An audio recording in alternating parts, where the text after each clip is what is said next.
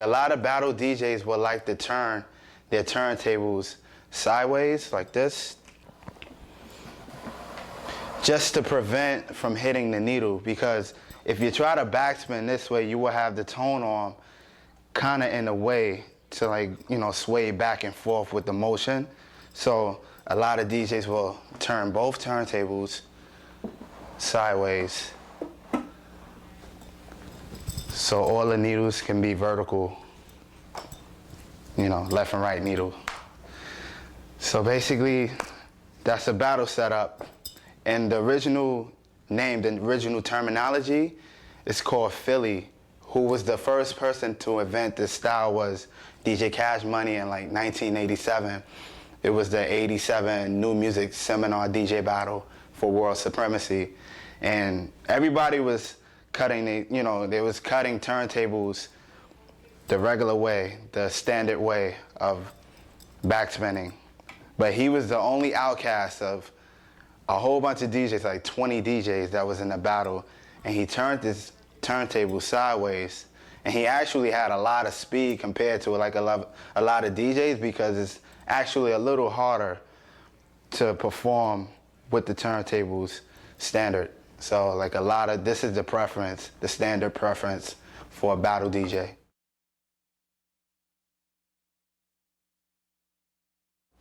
So now what we're going to do is we're going to work on marking our records. What I normally use for marking records is these circles. I like the circle blue. Blue is my favorite color. Anyway, I use the circles to mark the part of the record right before the part that I want to scratch comes in, which is normally like the blank part of the record or wherever else.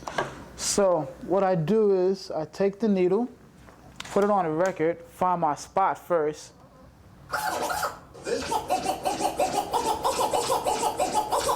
Okay, that's the spot.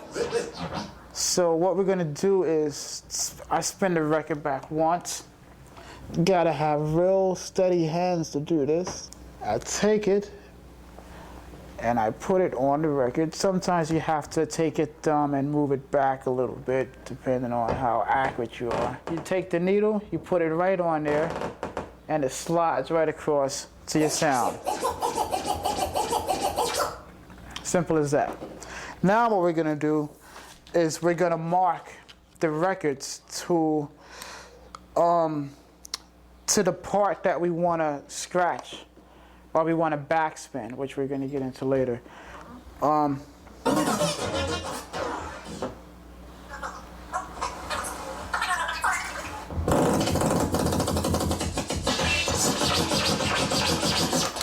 Okay, that's the part we want to backspin, right? So make sure your spot is accurate. Now, some people mark at 12 o'clock, right? Which is, if you're looking at the record, obviously 12 o'clock is straight up. So, but I like to mark to the needle, which means I'll take my mark, and instead of the mark going straight up, which is right here, I'll put it to where the needle starts. Okay? That's right there. This way, no matter where I take the record, it's still, the one is right there. The one is always going to be right there, pointing to the needle.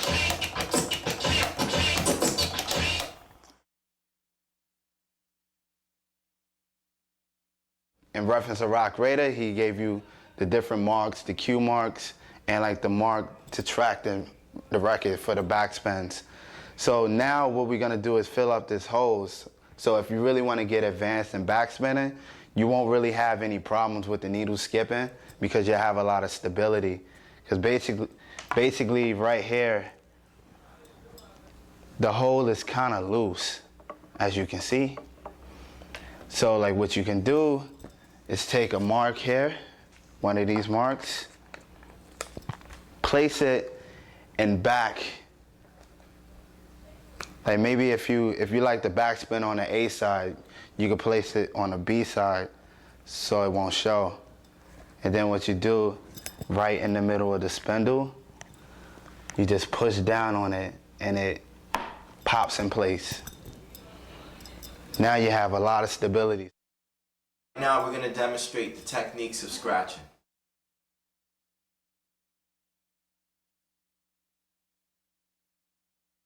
Scratching was invented by a guy by the name of Grand Wizard Theodore. He was basically the first DJ to manipulate the turntable more than just mixing and blending music together. He came up with the idea of actually moving the vinyl back and forth and creating a sound. So instead of just letting the record play from beginning to end and then switching to the next turntable the way people like DJ Kool Herc and people like Africa Bambaataa did before him, Grand Wizard Theodore decided to actually do more with the turntable. So again, he came up with the idea of scratching, and scratching is basically moving the record back and forth to create a sound. Now, if I move the fader over to the left, so I can hear the music coming out of the left turntable, this is what you hear.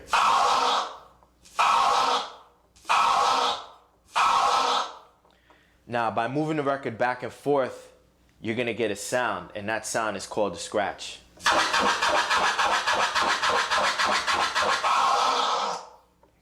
And that was invented by Grand Wizard Theodore. Now, there's a lot of different forms of scratching. The slower you scratch, the lower the pitch of the sound.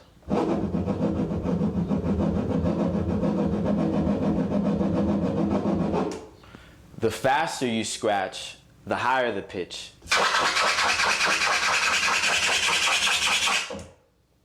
So, and in between there, you have a wide variety of different sounds.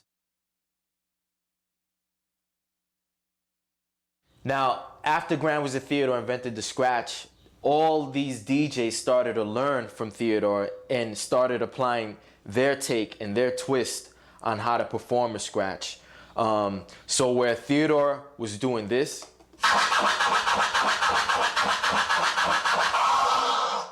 Grandmaster Flash was doing this.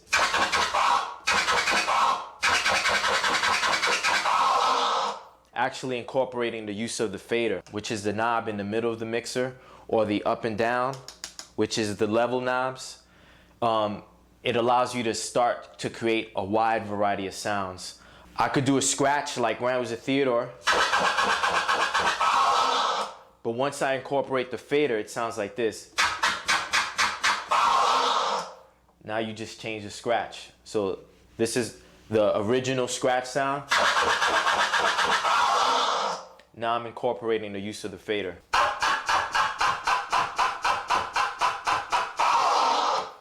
You're simultaneously moving the fader and the vinyl to create a cutting sound.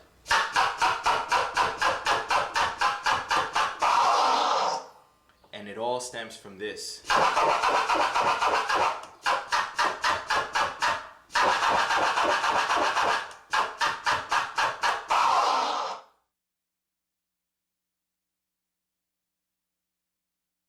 We call it the chop or the stab, and it's basically similar to what Mixmaster Ice did I really liked, and it went a little something like this.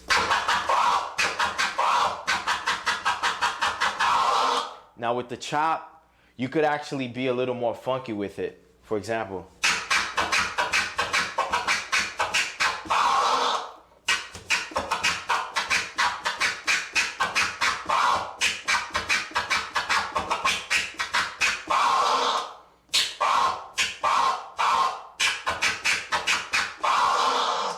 That's like chopping, or we could also call it cutting because you're cutting the sound in and out by using a fader.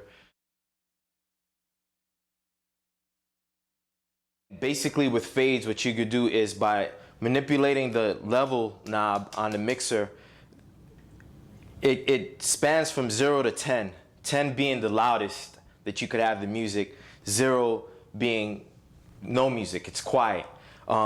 If I'm scratching and simultaneously moving the fader up and down from 10 gradually to 0, it'll sound like I'm fading the music off.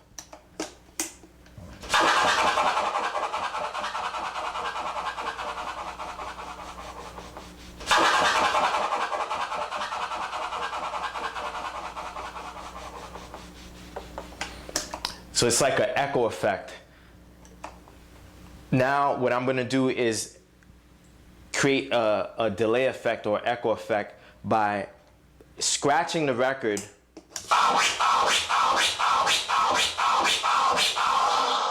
and at the same time gradually moving the fader from 10 to 7 to 5 to 3 to 0. This is what it sounds like.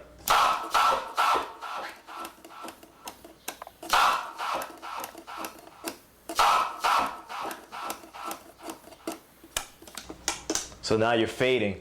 So the best DJs understand the importance of incorporating all of the different scratch styles into one big musical expression. And that's basically all you're doing with scratching is the more aggressive temperament you may have, the more aggressive you may be actually scratching. If you're more of a cool, mellow, laid back kind of guy like myself, that personality is going to come across in a turntable. One cool scratch that I like doing is the drag scratch. And basically what you're doing is dragging the turntable slowly.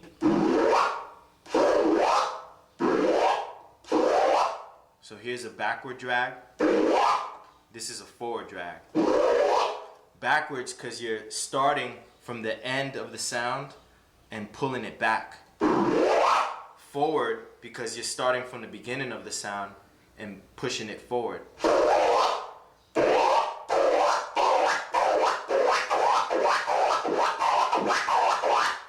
And those are drags. Another scratch is called the transformer scratch, and that was a scratch invented by a guy named Spin Bad, coming out of Philadelphia. And back in the 80s, there's this popular cartoon called the Transformers. And it's basically, for those that don't know, it's these robots that form into like these huge monsters or whatever. And as they're forming and changing, there's this sound that they would make. And Spin Bad figured out a way how to recreate the sound. And this is what the first Transform basically sounded like.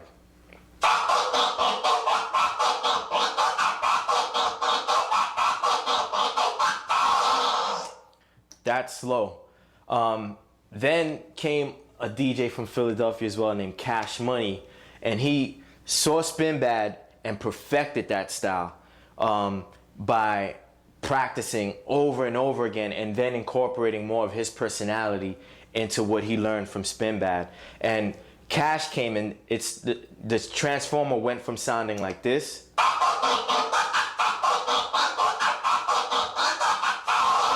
to like this.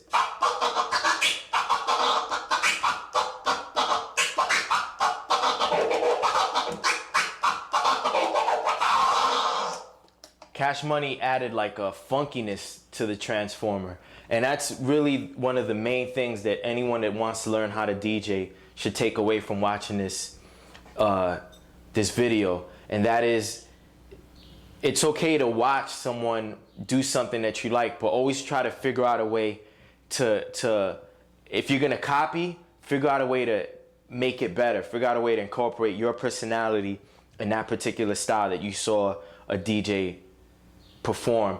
And that way you're always trying to keep the art progressing and you're helping the art grow, because you don't want to just be a copycat. You don't want to just be someone who's replicating what they've seen already. You want to understand what a person is doing, learn it, then make it better.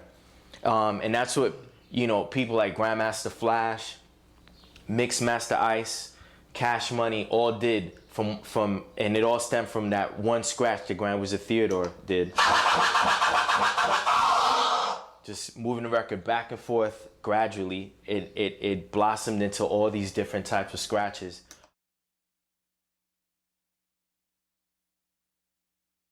The chirp scratch was a scratch that was made real popular by Jazzy Jeff.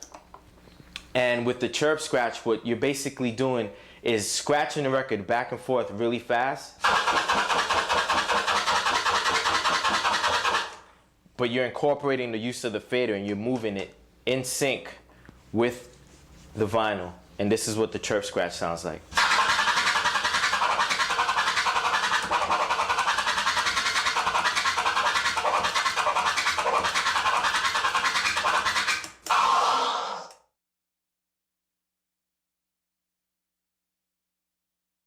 The flare scratch was invented by a guy by the name of DJ Flare, who lives out in the Bay Area.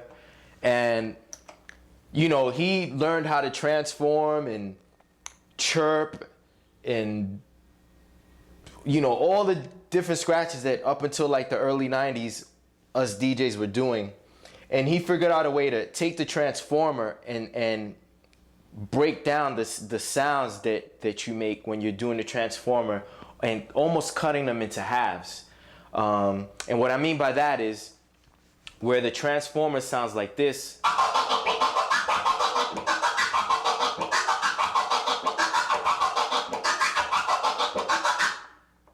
the flare sounds like this.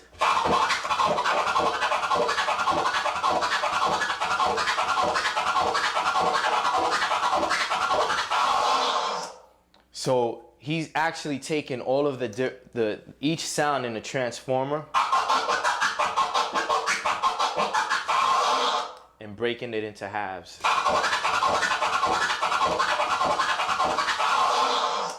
And there's different flare scratches. There are 2-click flare scratches. There are 4-click flare scratches.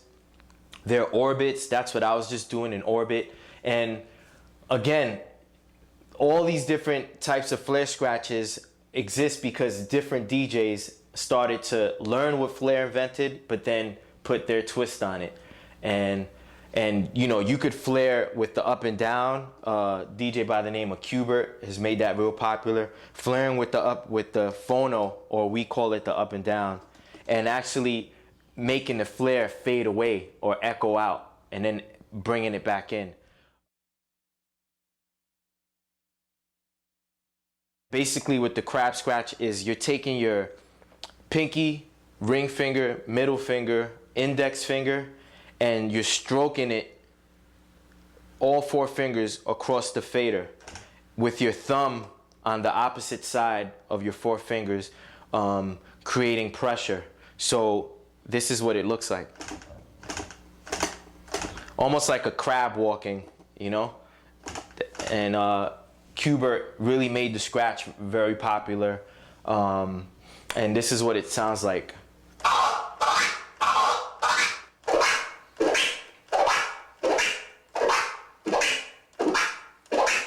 What you're basically doing is dragging the vinyl back and forth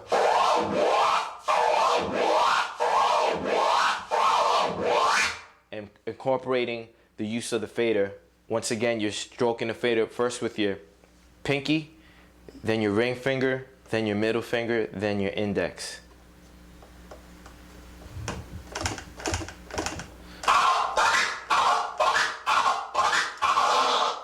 And you could start incorporating different ways of executing the crab scratch.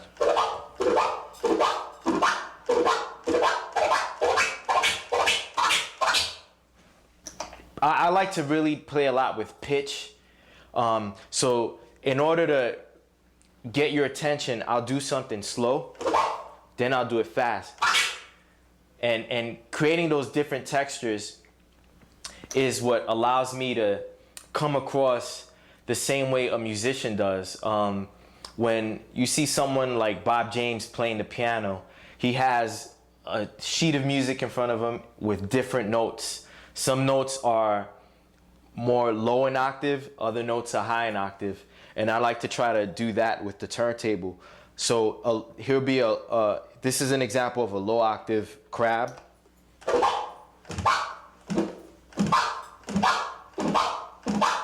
And here's a high octave crab. Now if I combine them together,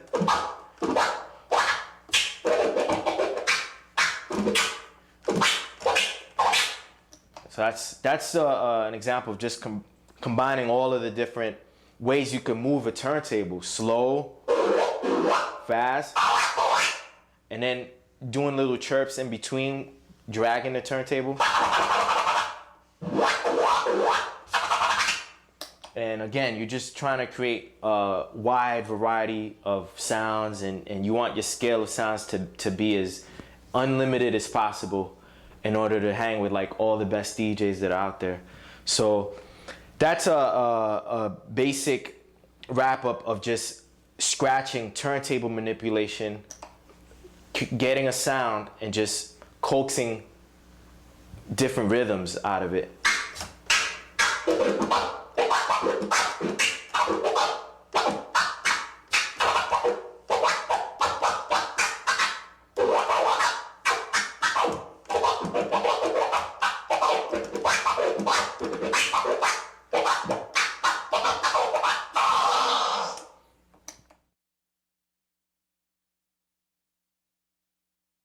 Now, when you're scratching to a beat, the main thing is to be in sync with what the tempo is playing out of your speakers.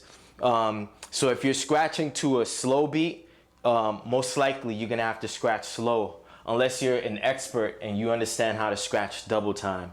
And that basically, scratching double time is you're multiplying the speed of your scratches, so that it's going twice the speed of the music that's playing out of the turntable.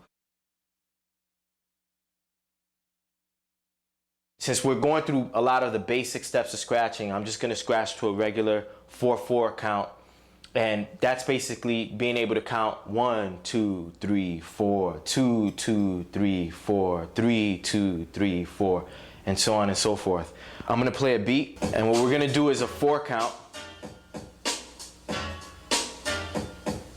1, 2, 3, 4, 2, 2, 3, 4, 3, 2, 3, 4, 4, 2, 3, 4.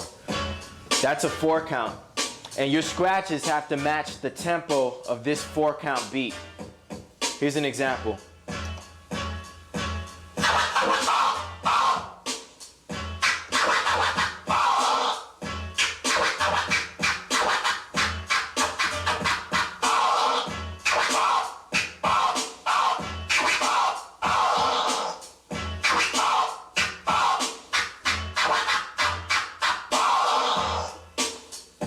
As you could tell, the scratches were in sync with the rhythm and tempo of the beat. If you're scratching too fast, it may not sound right. If you're scratching too slow, it's not gonna sound right. You have to be quantized. You have to be perfect with your tempo and your ability to stay on beat. It's almost like an MC when he has a beat and he's rhyming on top of the beat. He's flowing. Everything he says falls on every kick, every snare, every hi-hat. And the worst MCs are the ones that can't keep up with the music, that don't know how to count bars. And that's basically what you're doing when you're scratching to a beat, is you're counting bars. You're scratching in sync with the rhythm and the tempo of the music that you're playing from your speakers. Same thing for a guitar player. If I was up here playing guitar, then I'd follow the tempo and rhythm of the music. If I was playing the piano, I'd follow the tempo and the rhythm of the music. It's the same idea with the turntable. You want to treat this like an instrument. You want to be able to scratch in a way that another musician will understand what you're trying to express. Once you've learned the basic scratches, like the baby scratch, which is the scratch that Grand Wizard Theodore invented, once you learn different chop techniques, once you learn ways of making the sound echo and fade out, then you combine all these different styles and approaches to scratching, and you express your take on all of those different styles over music. Here's an example of combining different styles of scratching over a beat.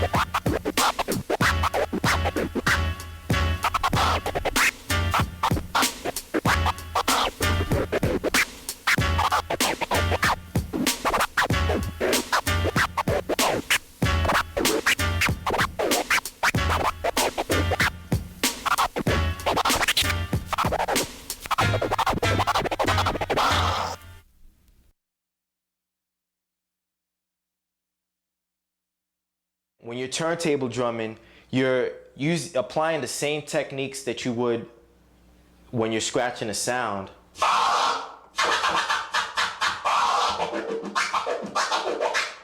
Incorporating the use of the fader, moving the record back and forth, but you're doing it with a kick and a snare. And now you're not just limited to whatever the sound is that you're using. Now you could almost become a drummer on one turntable. And what you're doing is basically manipulating a kick. This is a snare. And this is a hi-hat.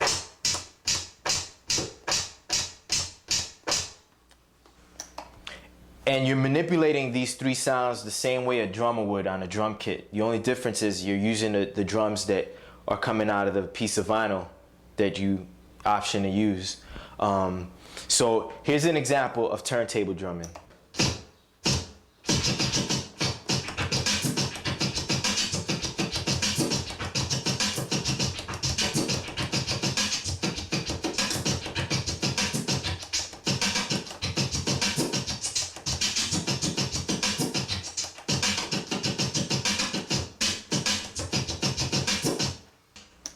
That's an example of turntable drumming. And you're basically applying the same techniques that you would scratching a record, but you're executing the scratch with a certain rhythm. You want to think like a drummer. You want to think like someone on a drum kit creating a dope groove, a dope beat.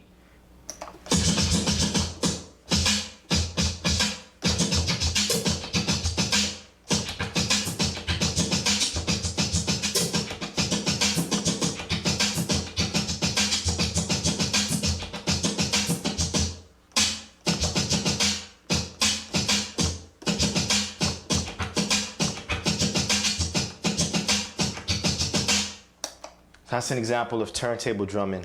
In the earlier days, people like Charlie Chase from the Cold Crush Brothers and Grandmaster Flash and Grand Wizard Theodore would make turntable drumming sound like this.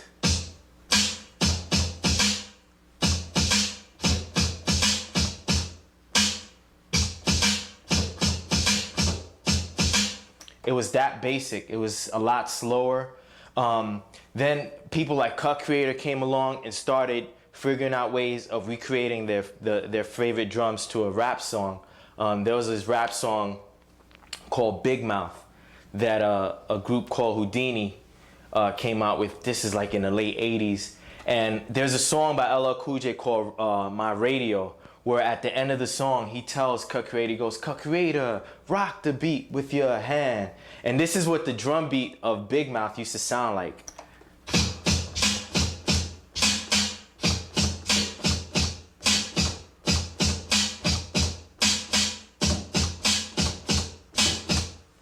Just like a drummer. Or, you know, you could even bang on a table. Same concept.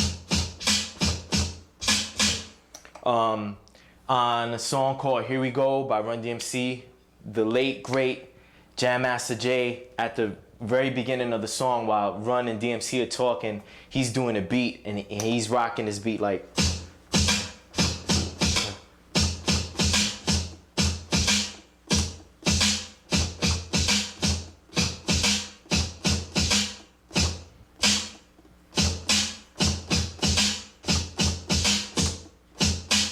So you're just taking a kick and a snare and just altering the sound and recreating your own drum beat or your own drum pattern. But that's for DJs that have a good understanding of how to scratch. Without being able to move the record back and forth,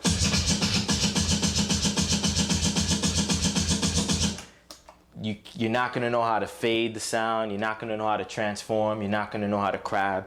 You gotta have a really good, clear understanding of how to do that first scratch, which we all credit Grand Wizard Theodore for inventing.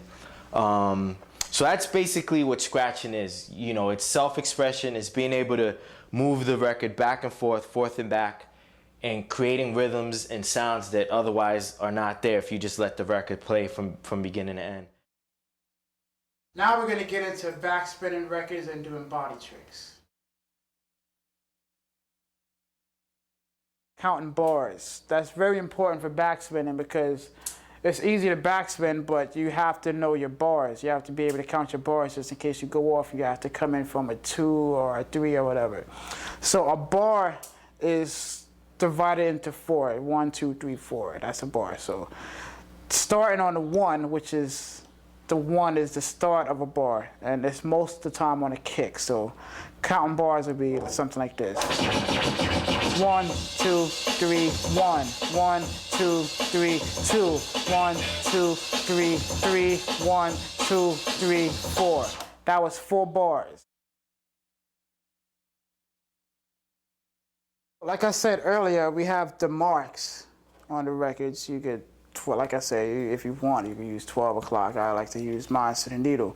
And backspinning is taking 2 of the same records. Beats for Jugglers is a good record to do that with. And backspinning, like you would take one part and repeat it. So let's say we're gonna take from Beats for Jugglers this part here.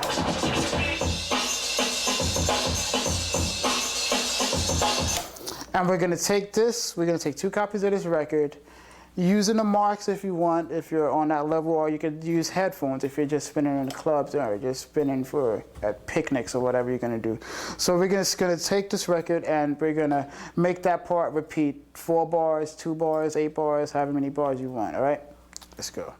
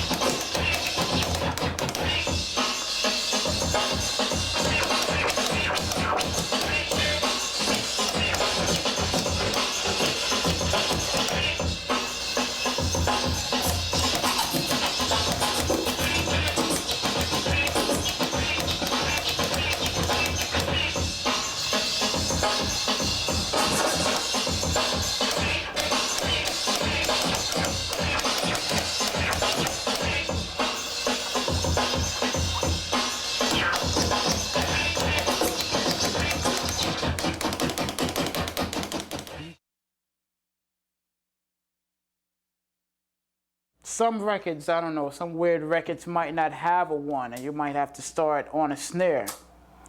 So this is how you would do that. You would still use your knowledge of counting bars, but instead of coming in on the kick, which is this, you're coming on a snare. Okay, so I'm going to show you how to do that right now. It'll be...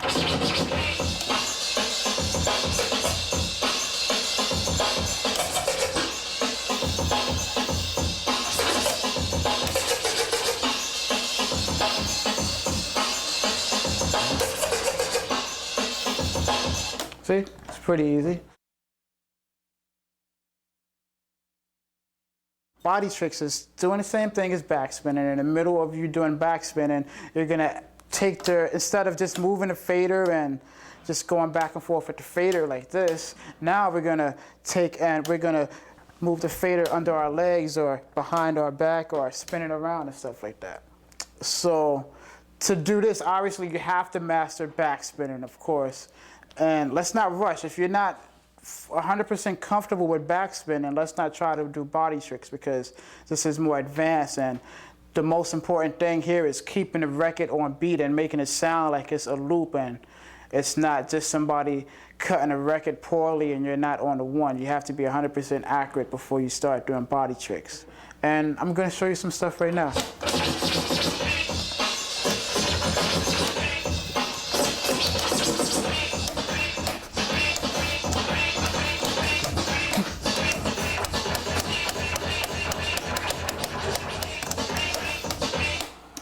Yeah, and those are body tricks. I just did a little bit now, going behind my back with my mouth pause, and yeah. So I guess the easiest way to get some of these body tricks down is to practice them one by one. Don't try to just do a whole bunch of combos. Okay, I'm gonna try to learn and do all these. That's not possible. It's possible, but it'll take you longer. What I suggest is you find the body trick that you like or is the most challenging for you, and you try and you just keep on practicing it nonstop. Like I used to practice for just hours on one body trick, just getting it 100% accurate before I even present it or show it or do it in front of a crowd.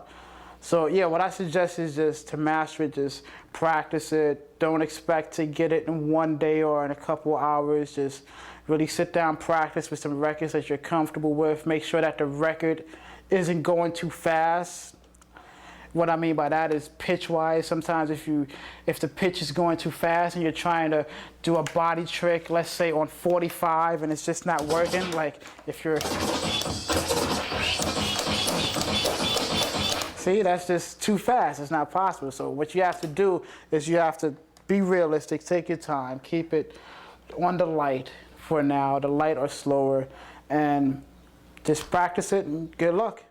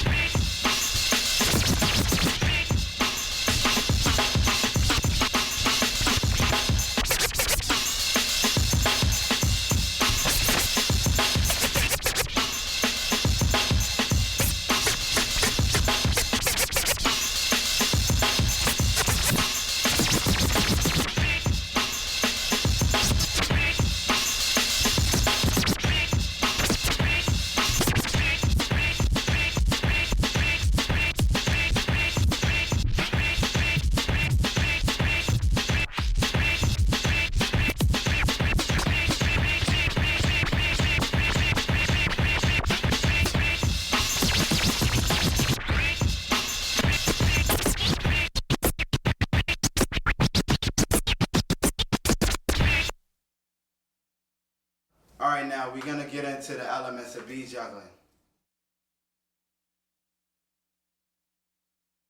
What beat juggling is a form of backspinning, but what it is that you manipulate different kicks and snares in patterns where it's like your own rhythm you're forming. I mean, it sounds pretty technical, but it's not really. As long as you know what kind of pattern you're gonna flip. But that requires a lot of practice, you know, if you have time on your hands, which you have to if you're really into this, all right? Cool, so we're gonna listen to this.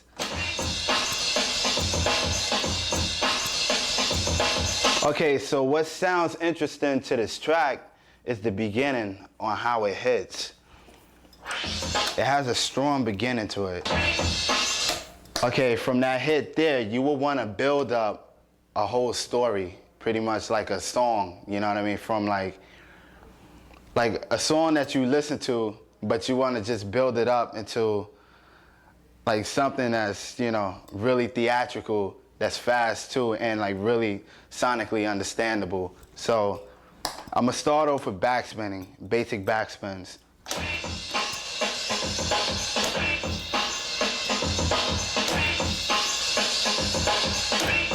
so you can get a head bob and a sense of rhythm as you backspin.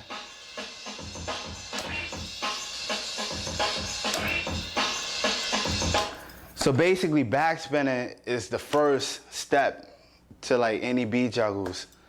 So the second step is to kind of get into a offset, but then again on beat, form a rhythm that's following the tempo and like just, you know, the rhythm that's in the record. But what you're doing is just formulating your own different techniques of still being on beat, which is called fast patterns.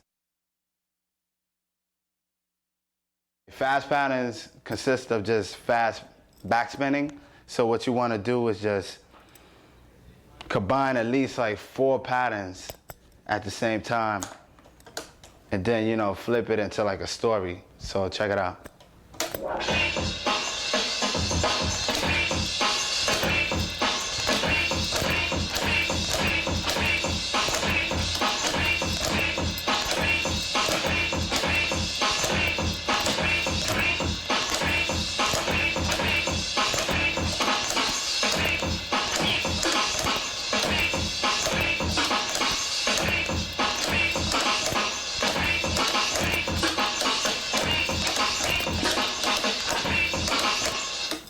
So what you do is just study both parts from the hit to the snare.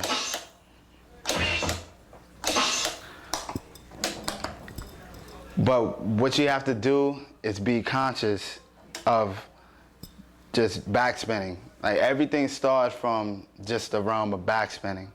So check it out.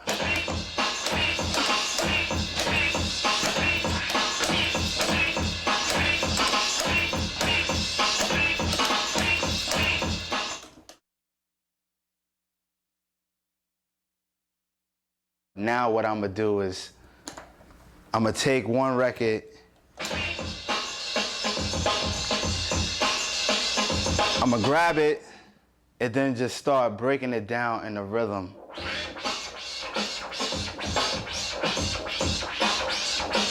And as I do this, I'm forming a vibe, a certain head nod. And if you're in front of a crowd, you can add like different styles of, you know, that's visually exciting, like.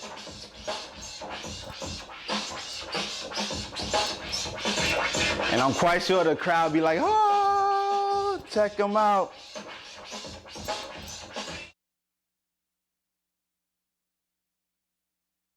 You could break down on both turntables at the same time, so you can have more of a beat juggling effect by using both sides. And so check it out.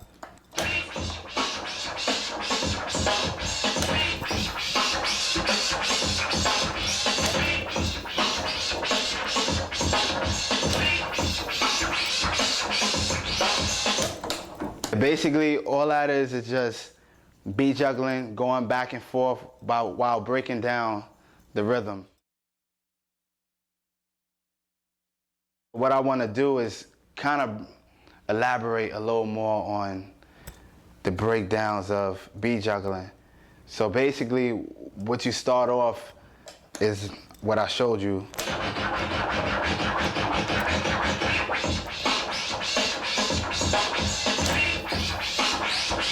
Then you bring it halftime.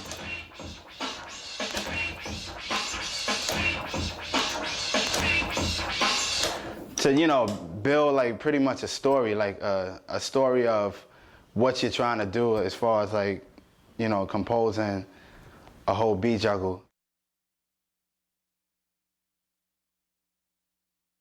All right, so I just show you all the steps of beat juggling. You know, you got your breakdowns, you have your fast patterns. So what I want to do is combine both of the elements together to make like a whole complete routine.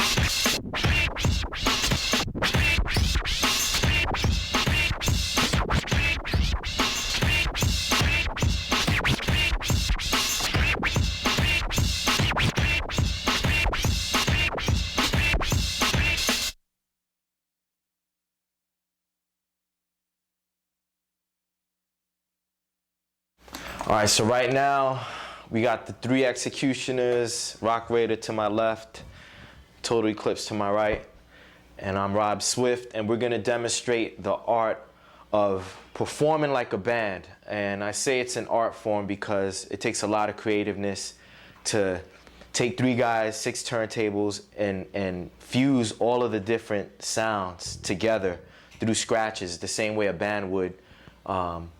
On this particular routine that we're gonna do, it's gonna be basic improv. We're just gonna do whatever comes naturally to us. I'm gonna be the drummer. Total Eclipse is gonna be the bass player, and Rock Raider is gonna be the horn. So here's what the drum sounds like.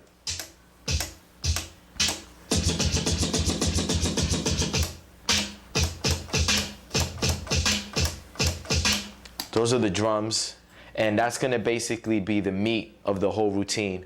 Total Eclipse is gonna be on the bass line.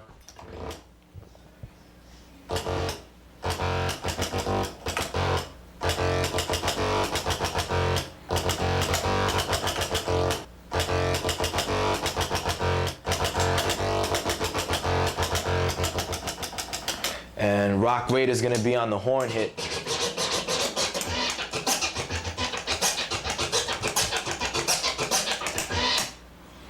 So the basic concept of jamming like a band would, in the sense of using 6 turntables, is the drummer wants to create a tempo.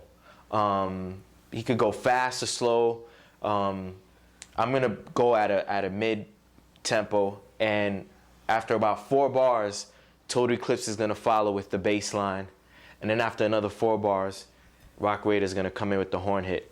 And then at that time, you're gonna hear all of us scratching simultaneously, and each one of us is gonna be doing a different technique. I'm gonna be drumming.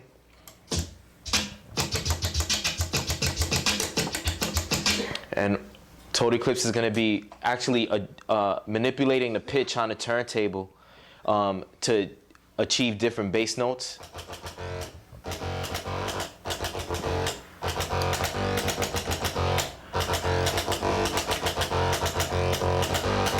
And Rock Raider is gonna be scratching the horn hit, and we're all gonna be jamming together. So here goes.